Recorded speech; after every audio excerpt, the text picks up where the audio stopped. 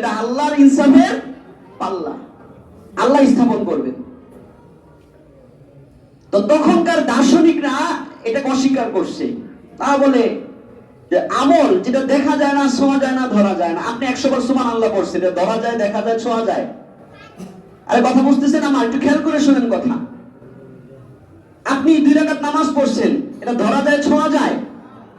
আপনি 1 ঘন্টা কোরআন তেলাওয়াত করছেন, ধরা যায়, ছোঁয়া যায়?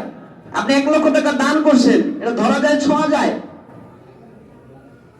তো কেমনে মাপবো? বিজ্ঞানের থিওরি হলো যে যেটা ধরা যায় না, ছোঁয়া যায় না, এটা মাপা যায় না। তৎকালীন জমানায় ছিল, যেন তারা অস্বীকার করছে যে কি এর আবার পাল্লা মাল্লা হবে, এটা মোহাম্মদে মনে বানায়া কয়, নাউজুবিল্লাহ। এখন যখন বিজ্ঞান আইসা তারা ডায়াবেটিস মাপা শুরু করছে, সুবহানাল্লাহ। হেরা এখন গরমের তাপমাত্রা মাপা শুরু করছে, ঠান্ডার তাপমাত্রা মাপা শুরু করছে। হেরা এখন প্রেসারের, রক্তের গতিমাত্রা মাপা শুরু করছে, করে কি করে না? জোয়ার মাপা শুরু করছে, করে কি করে না?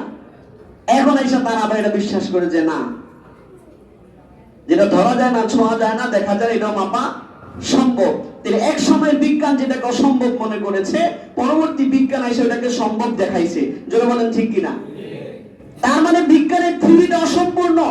আপনি আমি আমার যুক্তিতে যদি কোনো বিষয়কে দেখি যে এই বিষয়টা বর্তমান বিজ্ঞানের আলোকে সম্ভব মনে হয় না, আমার ইমানের তাকাদা হচ্ছে আমি মনে করব এই বিজ্ঞানের গবেষণা এখনো পূর্ণতা লাভ করে নাই।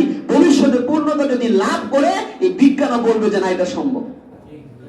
কারণ বিজ্ঞানের থিওরি অসম্ভব, তারা অসম্পূর্ণ।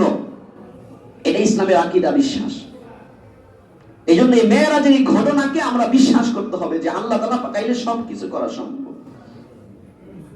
আল্লাহ পাক এই কুদরত প্রকাশ করে আল্লাহ রাসূলকে নিয়ে গেছেন, সেখানে জান্নাত জাহান্নাম দেখাইছেন। বিস্তারিত ঘটনা আমি বলার উদ্দেশ্য না।